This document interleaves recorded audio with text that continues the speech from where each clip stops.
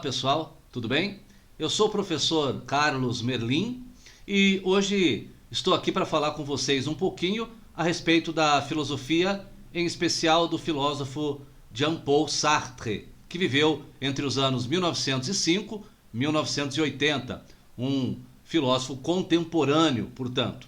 Sejam todos muito bem-vindos a essa aula, a esta reflexão, e o meu desejo é que nós possamos pensar, refletirmos juntos, a respeito da filosofia existencialista, que é a filosofia de Jean-Paul Sartre, o existencialismo. Então vamos pensar um pouquinho sobre essa filosofia, procurar entender a sua essência, procurar refletir um pouquinho sobre os seus fundamentos, tá bom, pessoal? Então, caríssimos estudantes, vamos procurar nos colocar naquela posição do filósofo que procura refletir profundamente a respeito da existência, a respeito da essência, a respeito da vida, a respeito do mundo e de nós mesmos, Então, falemos um pouquinho do existencialismo, O termo já nos leva a pensar na existência.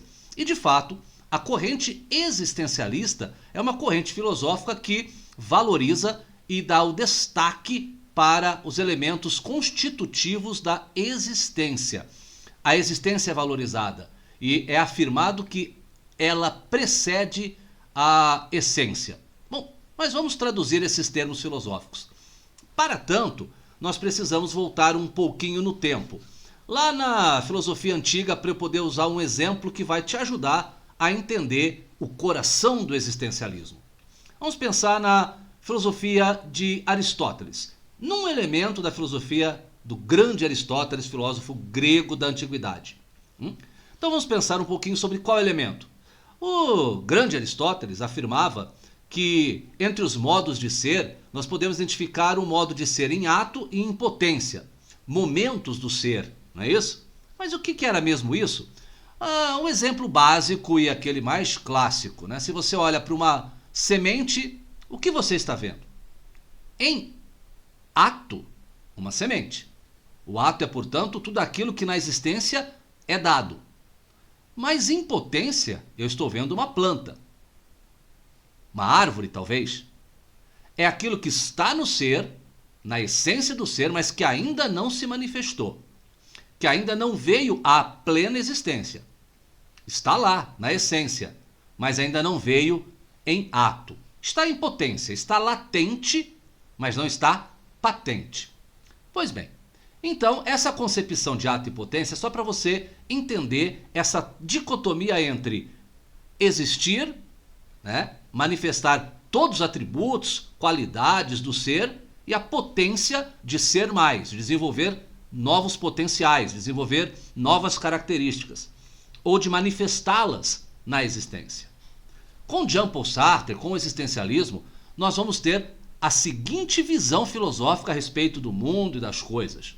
Observe, para Jean-Paul Sartre, para essa filosofia, nas coisas aí do mundo, nós temos uma característica, mas no ser humano é outra, é preciso separar. Nas coisas, eu posso até falar que primeiro vem a essência e depois a existência. Mas em que sentido? No seguinte sentido, para a epistemologia do existencialismo, nada existe sem que tenha sido pensado por alguém.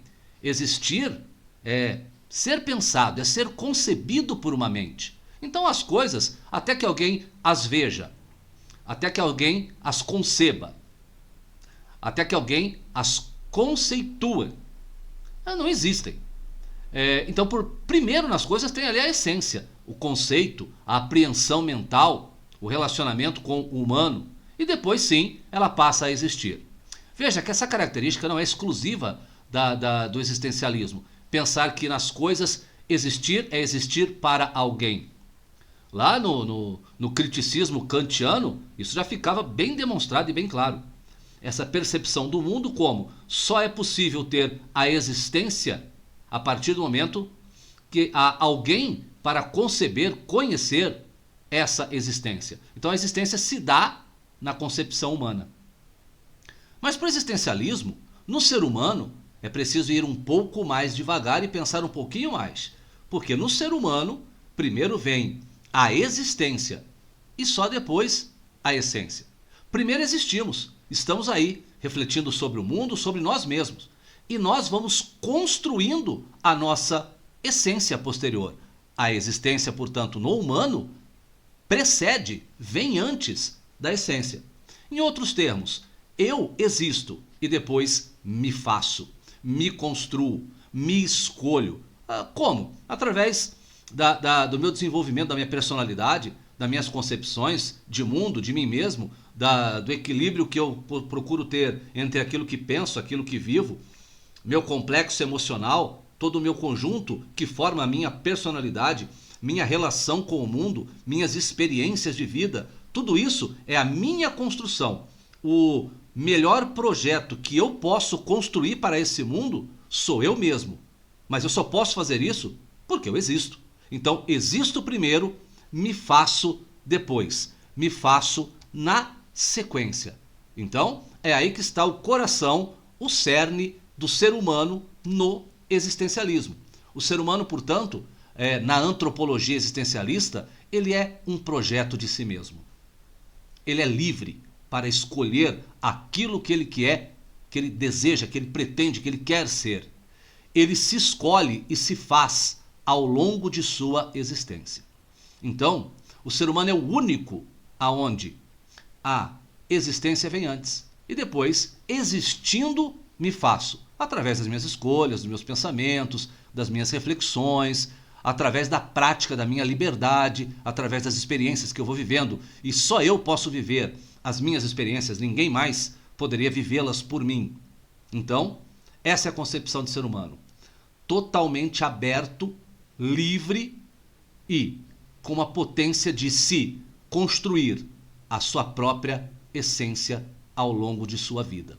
Então, a condição humana é essa.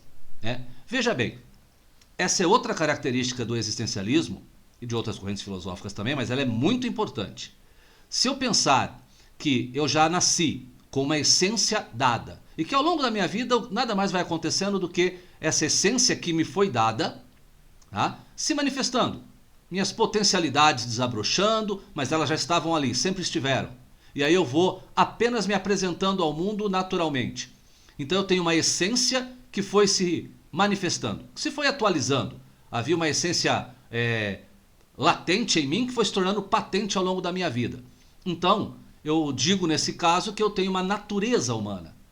Mas no existencialismo, como acabamos de ver, não é isso. Não possuímos uma natureza humana, possuímos uma condição humana. É bem diferente. Essa condição me diz que eu preciso me fazer, eu preciso me construir. Não há uma essência prévia, não há uma natureza prévia. Há apenas e tão somente toda a liberdade pela frente. Toda a liberdade pela frente. Eu sou condenado a ser livre. Então, o projeto de vida maior que eu possa ter é poder viver essa condenação. Porque eu posso fazer todas as escolhas do mundo, menos uma. Escolher não ser livre. Porque ainda que assim eu fizesse, eu estaria fazendo uma escolha. A de abdicar da minha liberdade. E se assim eu fizesse, além de continuar fazendo uma escolha, segundo Jean-Paul Sartre, eu estaria agindo de total e plena má-fé. Por quê? Porque quando eu escolho um modo de ser, uma essência, um modo de viver, um modo de me construir, eu estou escolhendo toda a humanidade. Eu estou mostrando os meus valores, as minhas concepções. Eu estou dando o grande exemplo para mim e para o mundo daquilo que eu quero ser, da minha concepção de ser humano. Portanto, abdicar dessa condenação, abdicar de ser livre, não é possível. Não é possível por uma razão de ordem lógica e por uma razão de ordem ética. É preciso viver esta plena liberdade. Porque rejeitar essa liberdade significaria rejeitar-se a si mesmo. Seria um ato contraditório. Totalmente contraditório. Observem essa frase que eu coloquei aqui embaixo para vocês.